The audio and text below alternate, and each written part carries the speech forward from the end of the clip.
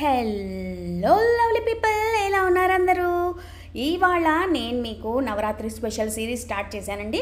So మనం నవరాత్రులకి రోజు అమ్మవారికి ఒక్కొక్క నైవేద్యం చేస్తూ ఉంటాం కదా. సో మొదటి రోజైతే నేను స్వీట్ ఒకటి చేసేసాను. అంటే మనం రవ్వ కేసరి చేసుకుంటాం కదా, అది చక్కెరతో కాకుండా హెల్తీగా మనం బెల్లంతో రవ్వ కేసరి ఎలా చేయాలో ఇవాళైతే చూసేద్దాం. గబగబా వీడియోలోకి వెళ్ళిపోదాం. చకచకా చూసేయండి, టకటకా చేసేసుకోండి.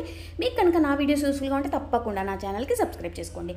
ముందుగా కడాయి వేడి చేసుకుని దాంట్లో ఒక 2 చెంచాల నెయ్యి వేసుకోండి. దాంట్లో డ్రై ఫ్రూట్స్ వేసుకోండి, జీడిపప్పు, ద్రాక్ష అన్నీ వేసి దీన్ని దూరగా వేయించేసి ఇవైతే తీసేసుకుని ఒక కప్పులో వేసుకుని పక్కన పెట్టేసుకోండి.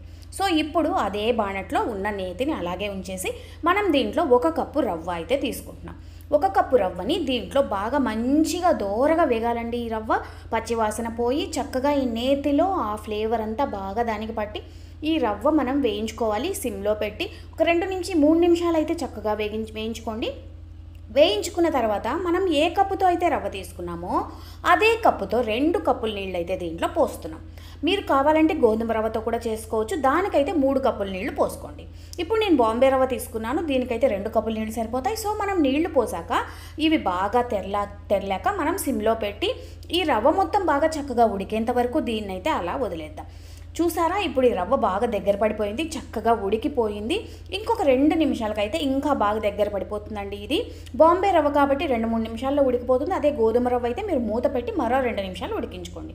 ఇప్పుడు దీంట్లో మనం ఒక చిటికెడు పచ్చకర్పూరం, అమ్మవారికి పెట్టే నైవేద్యం గుళ్ళో లాగా మనకి బాగా మంచి ఫ్లేవర్తో ఉండాలంటే కొంచెం చిటికెడు పచ్చకర్పూరం వేస్తే మనం అచ్చు గుళ్ళో తిన్న ప్రసాదాల్లాగా ఉంటాయి.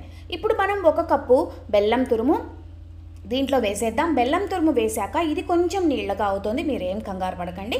బెల్లం తురుము వేశాక బెల్లం మొత్తం కరిగే వరకు దీన్ని ఇలాగా కలుపుతూ ఒక 2 నుంచి 3 నిమిషాలు అలాగా ఉంచేశారంటే మీకు ఎంతో తళతళలాడుతూ గుమగుమలాడే బెల్లం రవ్వ కేసరి రెడీ అయిపోతుంది. ఇది హెల్దీ వర్షన్ ఆఫ్ రవ్వ కేసరి అనమాట.